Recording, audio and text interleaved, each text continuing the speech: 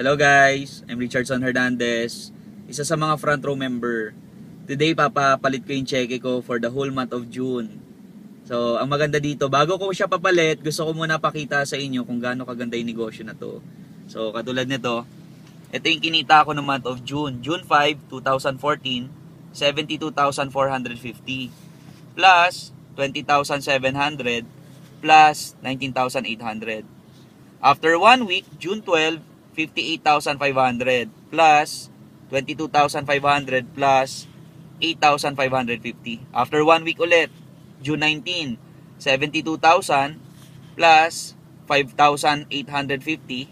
After 1 week, June 26, 73,350 plus 8,550. Ang total ko nito, tumotal ako ng 362,250. Plus may kasama pa siyang 100,000 na gift certificate. So ang total ko sa month of June ko, 466,250, isang buong buwan. Dahil lang yan sa front row. So papa-encash natin to ngayon. So para meron tayong pangkain. So kita-kits mamaya.